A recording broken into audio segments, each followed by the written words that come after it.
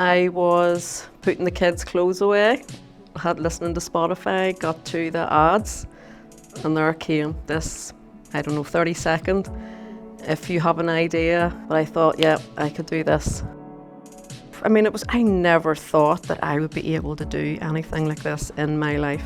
I really didn't think. I have a daughter who has autism.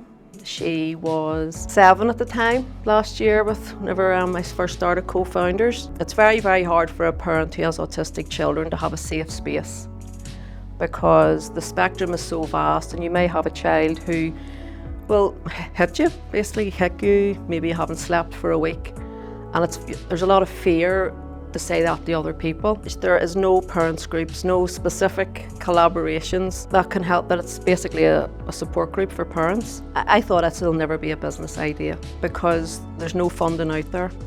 People are fighting for funding, for this sort of thing. I thought it wasn't a business idea. I thought it was just some charity or voluntary sector thing. But once I heard the wee ad, I thought, yeah, this is something that could be really, really worthwhile, and it was.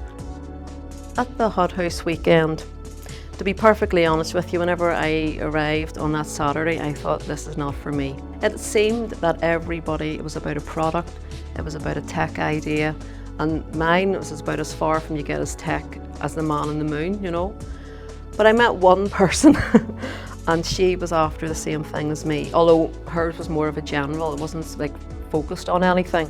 We really clicked, and obviously as the journey went on, we thought, okay, we have to focus on something specific, and that is one of the things that Co-Founders really gives you. They get your idea and they start to pull it apart, and they start to question you, right? Okay, what do you think? What do you think about this? What do you think about that? Do you think this might work? And then you are allowed to, your brain starts to all collaborate together and said, right, Tracy, you're going to have to focus on one thing. So then we decided to focus on autism. So then we thought, okay, Mumsnet is out there, right? We've already had Mumsnet. What can we give people that other people don't have? What about an app? Design an app, give the community support, give the educational support that parents need. We didn't end up getting the funding, but to be perfectly honest with you, that didn't really bother me. It would have been nice too, but I thought, I have learned so much, and now I know that if I'm doing this again, tech person required. I was this 47-year-old mother who hadn't worked in 10 years, had gained a lot of knowledge and a lot of skills about my wee world, but going into the world of work, and particularly the world of business, which seemed so far away from ironing your clothes and cooking the dinner, and I didn't think I would ever do anything like that. While we were doing Co-Founders, Christina and I, we spoke to politicians, we spoke to loads of different sort of community groups, and we said, this is our idea. I could go to somebody now and I could say, right, okay, this is what I think. I spoke to Queen's University and stuff after this, and I was able to say to them, and once Co-Founders has a real tag along, oh, you were in Co-Founders, were you? So then you're accepted, you're respected more.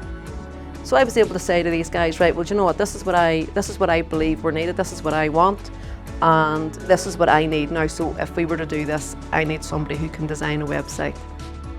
Why do it? Because you will learn something that you've never learned before. You will be able to do things that you never were able to do before. And even if you do come from a sort of a techie background or a product base, you can always learn more. You have all the information there for us, and if you can't give us the information, you will find somebody who can.